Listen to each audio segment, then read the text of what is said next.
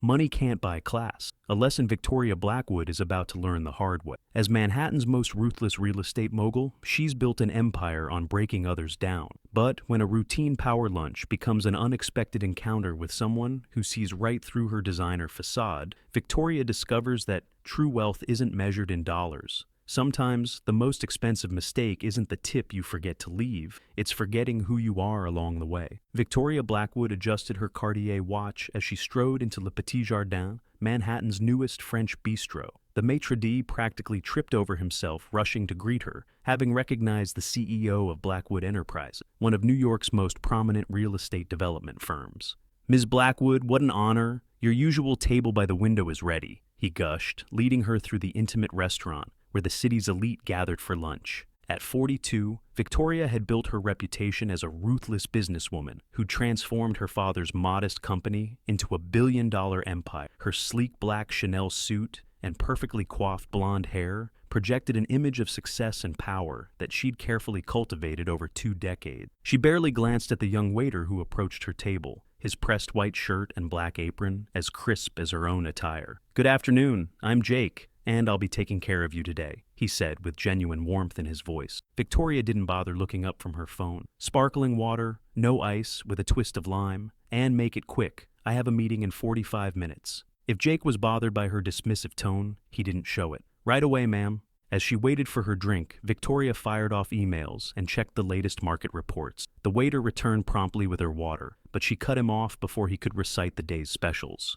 Niçoise salad, dressing on the side, no olives, seared tuna rare. That's all. "Excellent choice. Would you like to hear about our—" "I said that's all," Victoria interrupted, her tone sharp enough to draw curious glances from nearby diners. Throughout her meal, Jake maintained his professional demeanor, despite Victoria's curt responses and demanding requests. When she asked for more water, it appeared instantly. When she complained that her tuna was slightly overcooked, it wasn't. He apologized and had the kitchen prepare a new dish within minutes. As she finished her meal, Victoria examined the bill with the same scrutiny she applied to multi-million-dollar contracts. $68.50 for lunch, standard for this caliber of restaurant in Manhattan. She pulled out her American Express Centurion card and placed it atop the leather folder without adding a tip. When Jake returned with her receipt, his smile remained unchanged. "Thank you for dining with us, Ms. Blackwood. I hope you'll visit again soon." Victoria gathered her designer handbag and stood to leave. "The service was adequate," she said, as though bestowing a great honor with her assessment, "though you might want to work on your timing with the water refill." That evening, Victoria attended a charity gala at the Metropolitan Museum of Art. These events were vital networking opportunities, though she found them tedious. As she navigated through clusters of Manhattan's wealthy elite, she spotted Charles Harrison, CEO of Harrison Global Investments and one of her most important clients. "Victoria, just the person I wanted to see," Charles called out, waving her over. He stood with a younger man who looked vaguely familiar, though Victoria couldn't place him. "Have you met my son, Jacob? He's joining the family business next month after finishing his MBA at Columbia." The young man turned, and Victoria felt her blood run cold. Standing before her in an impeccably tailored tuxedo was Jake, her waiter from lunch. "It's a pleasure to see you again, Ms. Blackwood," Jake said smoothly, his eyes twinkling with the same warmth they'd held during lunch. "I trust the rest of your afternoon went well?" Charles looked between them, surprised. "You two know each other?" Before Victoria could formulate a response, Jake continued. "Ms. Blackwood came into Le Petit Jardin today during my shift. You see, Dad, I've been working there part-time while finishing school. I believe in understanding every aspect of the service industry. After all, Harrison Global has significant investments in hospitality." Charles beamed with pride. "That's my boy, always thinking ahead. Victoria, Jacob will be overseeing our hospitality portfolio once he starts, including that new hotel development project we've been discussing with your firm." Victoria's carefully constructed world seemed to tilt on its axis. The Harrison Hotel project was worth over $200 million in contracts for Blackwood Enterprises, and she had just stiffed its future manager on a tip after treating him like hired help beneath her notice. "Jake, she began, but he raised his hand politely. "No need to say anything, Ms. Blackwood. I learned a great deal from serving you today. In fact, I'd love to discuss some ideas I have about improving customer service protocols in our hotels, perhaps over lunch sometime." The knowing look in his eyes made it clear. He understood exactly who she was and how she operated. Yet, instead of using this moment to humiliate her, he was offering her a chance at redemption. Charles clapped his hands together. "Excellent idea. Victoria, you'll find that Jacob has quite the head for business. He worked his way through undergrad as a busboy, insisted on paying his own way through school despite our family's resources. Says it helps him understand the value of hard work and treating everyone with respect. As Victoria stood there, processing the magnitude of what had just occurred, she noticed other details about Jake she'd missed during lunch. His confident posture, the subtle signals of wealth in his cufflinks and watch, and most importantly, the quiet intelligence in his eyes that had observed and evaluated her behavior while serving her meal. The evening continued with Victoria, increasingly aware of how this encounter could affect her business relation. She'd built her empire on being tough and uncompromised, but had she crossed the line into unnecessary cruelty? And more importantly, what would this incident cost her, not just in potential contracts, but in professional reputation? As the gala progressed, Victoria found herself watching Jake interact with other guests. He moved effortlessly between conversations with wealthy donors and service staff, treating everyone with the same genuine respect she had dismissed as servile when he waited on her table. She noticed how people responded to him, not with the fearful deference she commanded, but with genuine warmth and regard. The night wore on, and Victoria observed as Jake charmed potential investors, discussed business strategy with industry veterans, and still found time to thank every server who passed with drinks or hors d'oeuvres. Each interaction seemed to mock her earlier behavior, though Jake himself never once mentioned their lunch encounter to anyone else. Later, as she sipped champagne by one of the museum's massive windows, Victoria overheard a conversation between two board members of another company she'd been courting for a development. "Charles's boy is impressive," one said. "Did you hear he's been working service jobs to understand the industry from the ground up?" "Smart move," the other replied. "That's the kind of perspective we need in the next generation of leadership. Too many entitled young executives these days who've never worked a real job."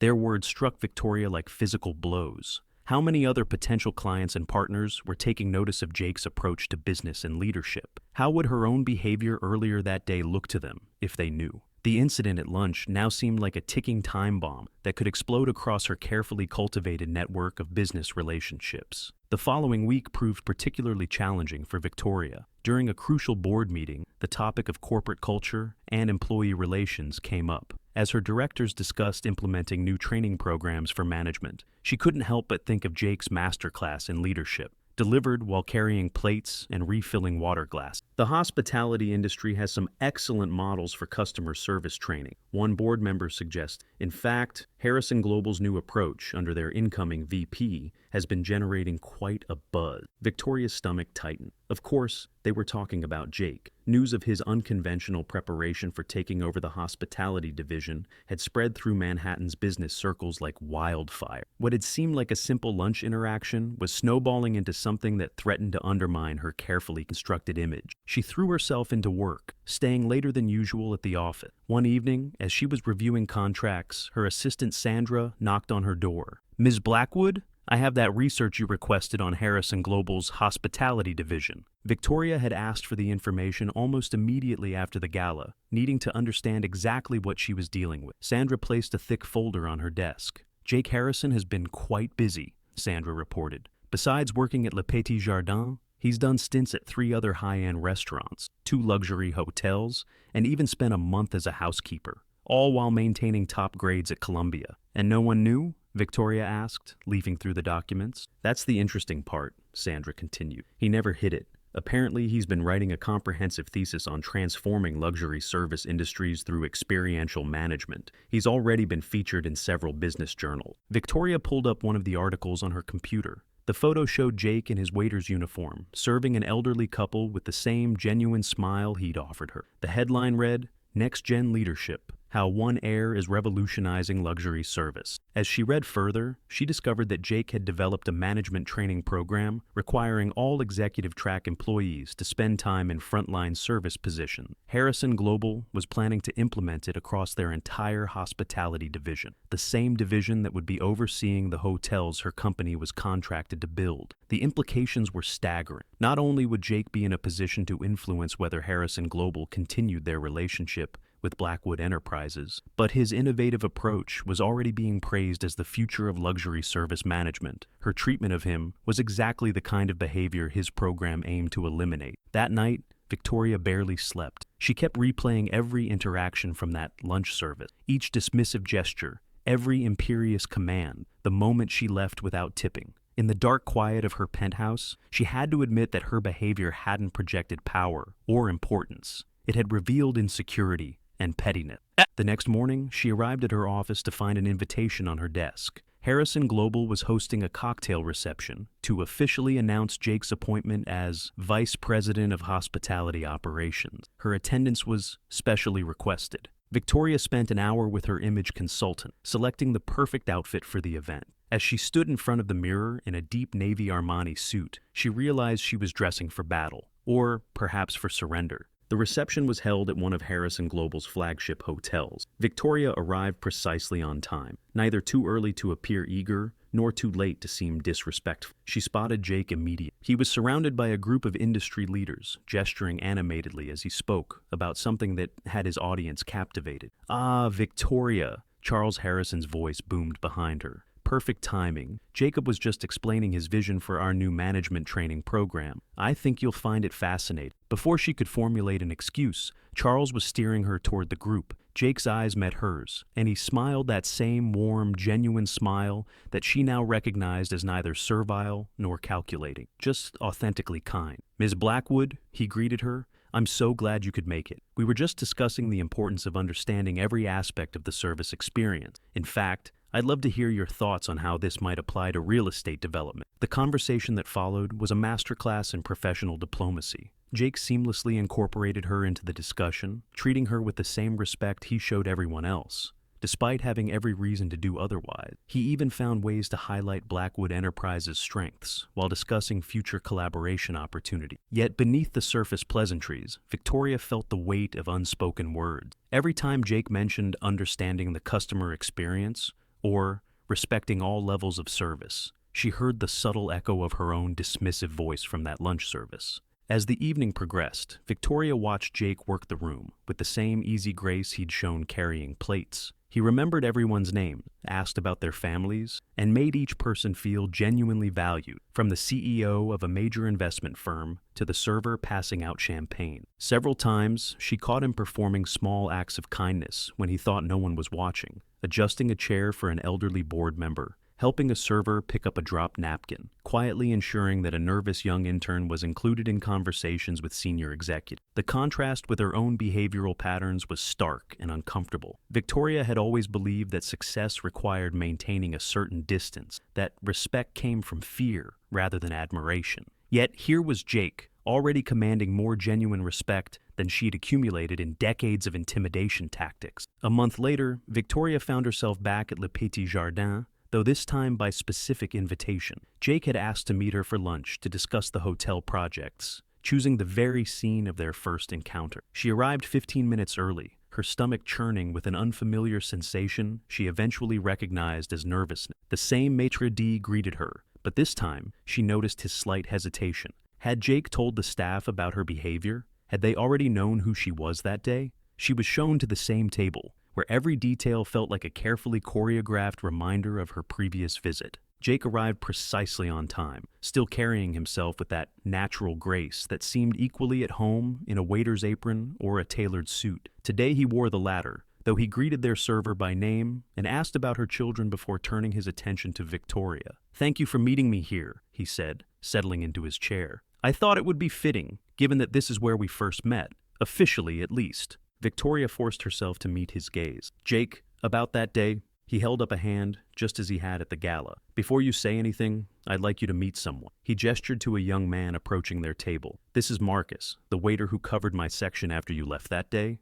Marcus gave a polite nod. "Ms. Blackwood, Mr. Harrison has told me a lot about you." Victoria felt her cheeks grow warm. "All horrible things, I assume?" To her surprise, both men laughed. "Actually," Marcus said, "Mr. Harrison used you as an example in our staff training last week. He said you taught him one of the most valuable lessons about service and leadership he's ever learned." Victoria's confusion must have shown on her face because Jake smiled and explained. "You see, that day you came in, I was nearing the end of my research on service industry dynamic. I'd experienced plenty of difficult customers, but none quite so." He paused, choosing his words carefully. "Educational, as you were." Marcus excused himself, leaving Victoria alone with Jake and the weight of his words. She watched as he ordered their drinks, the same sparkling water with lime she'd demanded that day, though he asked for it with such grace that it felt like a completely different request. Your behavior that day perfectly exemplified everything I'd been studying about power dynamics in luxury service, Jake continued. But what fascinated me most wasn't how you treated me. It was how the rest of our staff reacted afterward. He paused as their drinks arrived, thanking the server by name. Do you know what happened after you left? Marcus here spent the rest of his shift defending you to the other servers. He said anyone who could build a company like yours must be under enormous pressure, and that maybe you were just having a bad day. He showed more empathy for you than you'd shown anyone that afternoon. Victoria took a sip of her water, buying time to steady her voice. And what did you think? I thought Marcus was right, partly. Success does come with pressure, but I also thought about how that pressure shapes us, and whether it has to make us forget our humanity. Jake leaned forward slightly. You know what really interested me? How different you were at the gala once you knew who I was. It made me wonder, do we treat people differently because of who they are, or because of who we think we need to be? The question hung between them as their salads arrived. Victoria noticed how Jake paused their conversation to give the server his full attention, and how the young woman practically glowed under his genuine interest in whether she'd passed her nursing exam. When they were alone again, Jake turned back to business. Now, about the hotel projects. I've been reviewing the proposals, and I have some concerns about the current service staff accommodation design. Victoria felt herself tense, waiting for the other shoe to drop.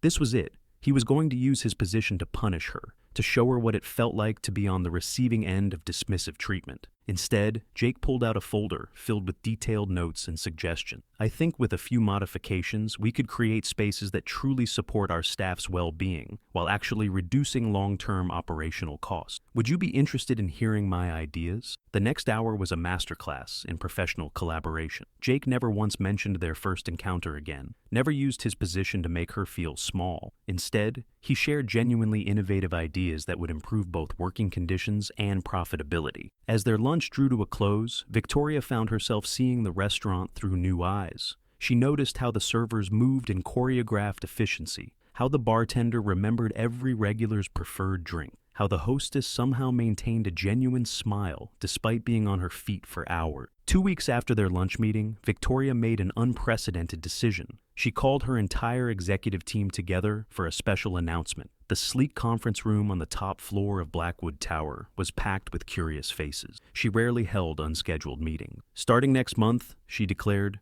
we're implementing a new management training program. She paused, looking around the room. Every executive, including myself, will spend 1 week working in service positions at our completed properties. The room erupted in confused murmurs. Victoria caught sight of her CFO's horrified expression at the thought of working a front desk, and for the first time, she found it amusing rather than irritating. Additionally, she continued over the noise, all new management hires will complete a full month of rotational service positions before assuming their roles. We're calling it the Ground Up Initiative. Her HR director raised her hand tentatively. Ms. Blackwood, while I appreciate the concept, this seems unusual for a real estate development company. Victoria smiled, thinking of Jake. We don't just build properties. We build spaces where people work, live, and serve others. How can we design these spaces effectively if we don't understand the daily experiences of everyone who uses them? The program launched the following month. Victoria insisted on being the first participant, shocking her entire organization by spending a week working as a housekeeper at one of their luxury apartment buildings. She learned more in those 7 days than she had in countless board meetings. She discovered that the elegant marble floors she'd specified for the lobby became treacherously slippery when mopped. The efficiently compact staff break room she'd approved was actually cramped and demoralizing. The state-of-the-art washing machines in the basement were impressive, but placed so far from the service elevator that staff wasted precious time just walking between locations. Each night, she returned home exhausted, her designer hands blistered from cleaning, and her expensive cream blazer replaced by a standard-issue uniform. But she also returned with pages of notes about design improvements that would never have occurred to her from behind a desk. Word of Blackwood Enterprises' new initiative spread quickly through the industry. Some competitors mocked it as a publicity stunt, but others took notice, especially when their next development project came in under budget with unprecedented satisfaction. Ratings from both residents and staff. One evening, while reviewing the program's first quarter results, Victoria received an unexpected email from Jake. Heard about your ground-up initiative. Interesting how luxury looks different from ground level, isn't it?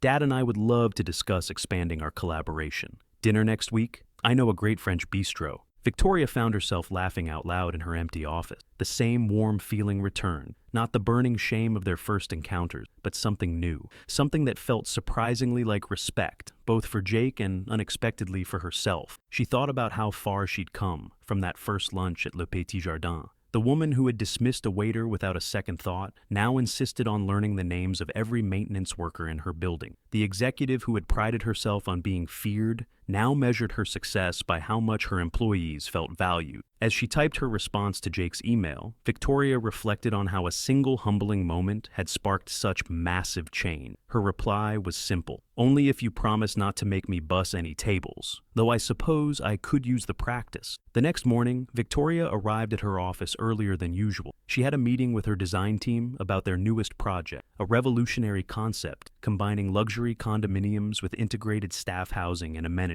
The blueprints incorporated everything she'd learned from her week in service, from ergonomic considerations to dignity-preserving design elements. As she waited for her team to arrive, she noticed one of the building's custodians emptying the trash bins. Previously, she might have ignored him entirely. Instead, she found herself walking over. "Good morning, James," she said, reading his name tag. "How are you today?" The man's surprise quickly melted into a warm smile, not unlike the one Jake had given her so many months ago. "Very well, Ms. Blackwood. Thank you for asking." As they chatted briefly about his shift and family, Victoria caught their reflection in the window. The CEO of Blackwood Enterprises and a custodian, sharing a genuine moment of human connection. She couldn't help but wonder what Jake would think if he could see her now. The story of her transformation was far from over, but she was beginning to understand that true power wasn't about making others feel small. It was about lifting them up alongside you. Every morning, when she passed the framed mission statement in the lobby, she smiled at the new addition, building spaces with heart from the ground up. 6 months into the Ground Up initiative, Victoria found herself facing an unexpected challenge. A major luxury hotel chain had approached Blackwood Enterprises about a potential acquisition, the kind of deal that would have been a crown jewel in her previous life. The catch? Their corporate culture was notorious for treating service staff poorly. During the initial meeting, their CEO, Richard Sterling, had actually laughed when Victoria mentioned her company's new training program. "Charming little experiment," he'd said, waving his hand dismissively. "Of course, we'd phase that out after the merger. Can't have executives playing janitor. Bad for the brand image." Victoria felt her old self stir, the part that would have jumped at the money and prestige regardless of the human cost. The deal would add billions to Blackwood's portfolio. Her board would be ecstatic. Wall Street would applaud. And yet, she thought of Marcus from Le Petit Jardin, defending her character even after she'd treated him poorly. She remembered James the custodian, who now greeted her every morning with updates about his daughter's college applications. She thought of Jake, who had shown her that true leadership wasn't about power over others, but empowerment of others. During a crucial negotiation meeting, Richard was outlining his vision for the merged companies when Victoria noticed one of the serving staff, a young woman, trembling slightly as she poured water. The girl had accidentally dripped a few drops on the expensive conference table. "Clumsy fool," Richard muttered, loudly enough for everyone to hear. "This is exactly what I mean about standard slipping." Victoria watched the young woman's cheeks flush with shame, and suddenly she was back at Le Petit Jardin, seeing herself through Jake's eyes. Without hesitation, she stood up. "I think we're done here," she said firmly. Richard blinked in surprise. "Excuse me?" "Thank you, Sarah," Victoria said to the server, reading her name tag. "The water is perfect. Would you mind bringing us some extra napkins?" She turned back to Richard. "Mr. Sterling, Blackwood Enterprises is not interested in pursuing this merger." "Are you insane?" Richard sputtered. "This is a multi-billion-dollar deal." Victoria smiled, thinking of how her past self would have reacted. "It's a matter of values, Mr. Sterling. Our company believes that every employee, from the CEO to the newest trainee, deserves to be treated with dignity. That's not an experiment or a phase. It's who we are." Later that evening, as Victoria sorted through the fallout from her decision, angry board members, concerned shareholders, endless media speculation, her phone buzzed with a text from Jake. "Heard you walked away from the Sterling deal. Dad says you're either crazy or brilliant. Having worked for you as a waiter, I'm betting on brilliant. Dinner soon to celebrate? I know the perfect place." Victoria looked around her office, at the walls that had witnessed her transformation. On her desk sat a small frame, a copy of her original bill from Le Petit Jardin, the one where she'd left no tip. Jake had given it to her as a joke gift at their last successful project launch. Next to it stood a newer photo. Victoria in a housekeeper's uniform during her training week, smiling genuinely despite her disheveled appearance. She thought about how far she'd come, and more importantly, how far she still had to go. The Sterling deal wouldn't be the last test of her new principles, but she was surprisingly okay with that. Success felt different now, richer somehow, and not in terms of money. Her phone buzzed again. By the way, Jake's text read, "Guess who just bought Le Petit Jardin? Think it's time for some corporate synergy between Harrison Global and Blackwood Enterprises? We could use a real estate partner who understands the importance of good service." Victoria laughed out loud, startling her assistant. She typed back, "Only if you promise to wait my table again. I need to practice my tipping skill." As she picked up her briefcase to leave for the day, Victoria stopped by her assistant's desk. "Sandra, could you do me a favor? Find out if Sarah, the server from today's meeting, is looking for a job. I think our management training program could use someone who handles pressure with grace." Walking through her building's lobby, Victoria exchanged greetings with the security guard, the cleaning staff, and several residents. Each interaction reminded her of Jake's question from months ago. Do we treat people differently because of who they are, or because of who we think we need to be? She finally had her answer, but more importantly, she knew who she wanted to be. Someone who built more than just buildings. Someone who built people up.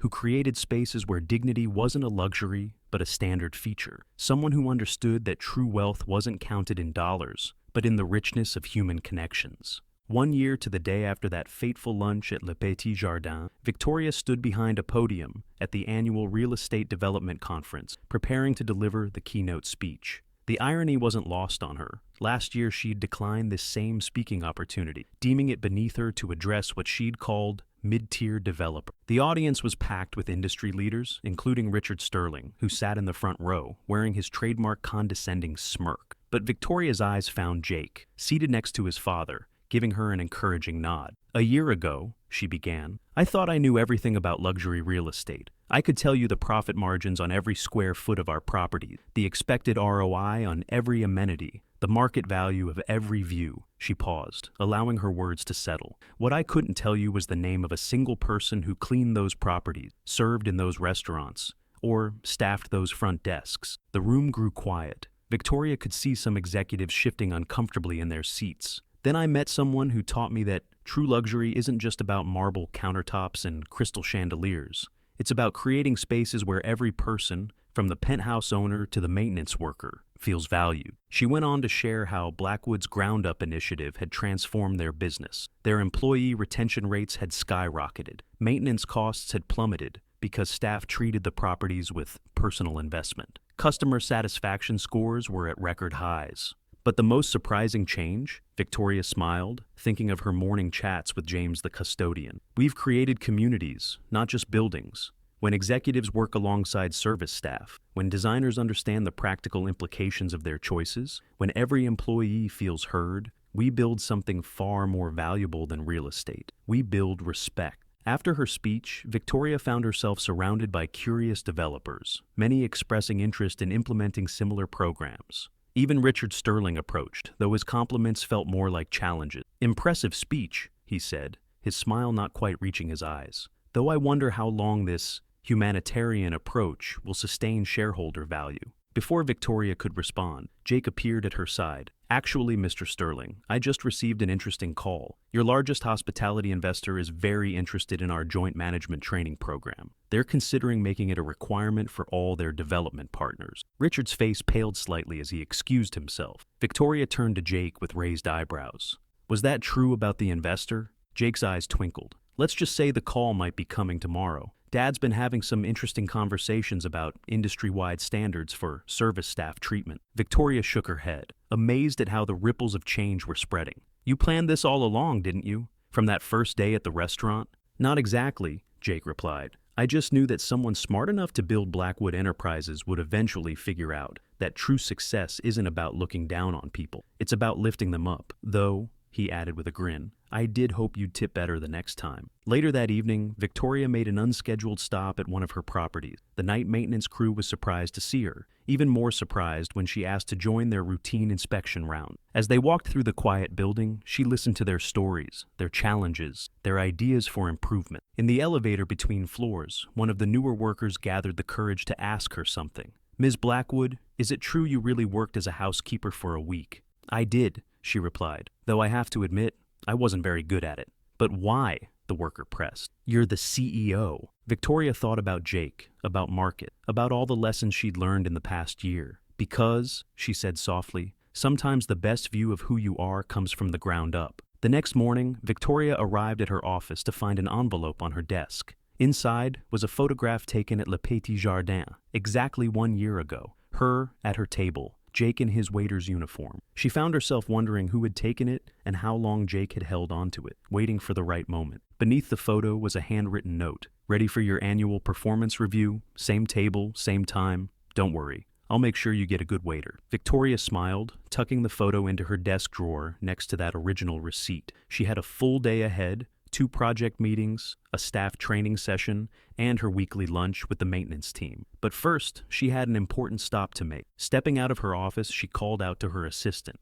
Sandra, could you cancel my dinner plans? I have a performance review to attend at a certain French bistro. At Le Petit Jardin that evening, Victoria found herself seated at what she now thought of as the table that changed everything. The restaurant had evolved under Jake's ownership. Subtle changes that enhanced both guest experience and staff comfort without sacrificing its intimate charm. She recognized Sarah, the former server from the Sterling meet, now training as a junior manager while pursuing her business degree. Victoria had made good on her promise to hire her, and the young woman had proven to be exceptionally talented. Good evening, Ms. Blackwood, Sarah greeted her warmly. Mr. Harrison asked me to tell you he's running a few minutes late. Something about making sure your water has exactly the right amount of lime this time. They shared a knowing laugh. Jake never missed an opportunity to reference that first encounter. Victoria noticed how Sarah carried herself with newfound confidence, a far cry from the trembling server at the Sterling meet. As she waited, Victoria overheard a conversation at the next table that made her pause.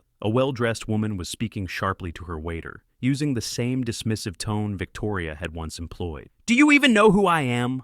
The woman demanded after the waiter explained that her requested table modification wasn't possible. Before the waiter could respond, Victoria found herself turning around. Excuse me, she said pleasantly, but would you be Angela Chen, CEO of Summit Technologies? The woman blinked in surprise. Yes, I am. I thought so, Victoria smiled. I've followed your career with interest. In fact, I'd love to share with you an incredible business strategy that doubled my company's profit margins this year. Would you mind if I joined you for a moment? 15 minutes later, when Jake arrived, he found Victoria deep in conversation with Angela Chen, while the grateful waiter provided attentive service to both tables. Making new friends? Jake asked, sliding into his seat. Just sharing some ground-up wisdom, Victoria replied with a wink. She'd noticed Angela's tone shifting throughout their conversation, becoming notably more considerate to the staff. Jake's eyes sparkled with understanding. Paying it forward, I see. Well, I had a pretty good teacher, even if he did let me make a fool of myself first. Their conversation was interrupted by the arrival of 2 familiar faces, Charles Harrison and, surprisingly, Richard Sterling. Hope you don't mind us crashing your dinner, Charles announced. Richard here has some interesting news. Sterling looked uncomfortable, but determined. Ms. Blackwood, after your speech, well, our board has been asking questions about employee satisfaction rates. They've noticed Blackwood's success. We'd like to discuss implementing a modified version of your ground-up initiative. Victoria caught Jake trying to suppress a smile. This was what real change looked like. Not forced, but inspiring others to want to be better. Of course, she replied graciously. Though I should warn you, it starts with learning how to properly appreciate a good waiter. As they settled in for dinner, Victoria observed how naturally Jake guided the conversation, making sure every server who approached the table was acknowledged and included. Even Sterling began to soften, actually learning their names and listening to their suggestions about the menu. Between courses, Jake leaned over to whisper, "Remember when you said the service here was adequate?" Victoria groaned. "You're never going to let me live that down, are you?" "Actually," he replied, his expression growing serious, "I wanted to thank you for it. Your behavior that day helped me realize something important. Sometimes people need to see their reflection clearly before they can change it. You saw yours and chose to become someone better. That's a rare kind of courage. Victoria thought about the ripple effects of that choice. Sarah's blossoming career, the improved lives of her employees, and now even Sterling's company considering changes. One moment of humility had sparked a movement that was gradually transforming their entire industry. As dinner progressed, Victoria noticed Angela Chen from the next table discreetly asking for her waiter's name, then thanking him sincerely for his service. Another small change, another ripple spreading outward. Jake followed her gaze and smiled. Looks like someone else just got their wake-up call. Well, Victoria replied, reaching for her water glass, perfectly garnished with lime. I happen to know a great teacher if she's interested in learning more. Later, as they finished their dessert, Jake pulled out an envelope. I have something for you, a sort of anniversary gift. Inside was a business proposal. Harrison Global and Blackwood Enterprises would partner to create an industry-wide service excellence program, combining Jake's hospitality expertise with Victoria's implementation experience. The working title read, The Ground Up Revolution, Transforming Service Culture in Luxury Industries. Victoria stared at the proposal, emotion welling up in her throat. The woman she had been a year ago would have scoffed at the idea that service culture could revolutionize an industry. Now she understood it was the only thing that truly could. There's one condition, Jake said, his expression playful but his eyes serious. You'll have to spend another week in service, this time at Le Petit Jardin itself. As a waiter? Victoria laughed, then paused when she saw he wasn't joking. We teach best what we most needed to learn, Jake replied softly. Who better to show others the importance of humility than someone who discovered it themselves? Looking around the restaurant, Victoria saw how every interaction, every small moment of respect or dismissal, created ripples that shaped the world around them. She thought of all the Angela Chens out there, the Richard Sterling, the versions of herself from a year ago, all waiting for their own moment of transformation. Well, she said, reaching for the proposal, I suppose I should start practicing my water pouring technique. But this time, she added with a smile, pulling out her wallet and placing several $100 bills on the table. I'm leaving the tip first. Jake raised an eyebrow at the generous amount. Planning ahead? No, Victoria replied, thinking of how far she'd come and how far she still had to go. Just finally paying what I've owed all along, with interest. As they stood to leave, Victoria paused to thank their waiter by name. She watched Jake do the same, still learning from his example. Outside, the New York night was alive with possibility. Somewhere in the city, another executive was perhaps sitting at another table, waiting for their own wake-up call. But here, in this moment, Victoria knew she had found something far more valuable than all her previous successes combined. She had found her true reflection, and for the first time, she was proud of who she saw. Ready to change the world? Jake asked as they walked toward their waiting cars. Victoria thought of all the lives they could touch, all the perspectives they could shift, all the dignity they could restore. Yes, she said firmly, from the ground up. And in that moment, she knew that while her story had begun with pride, it would continue with purpose. The price of her pride had been high, but the rewards of her humility would ripple outward forever, touching lives she would never even know. In the end, that was worth more than all the tips in the world.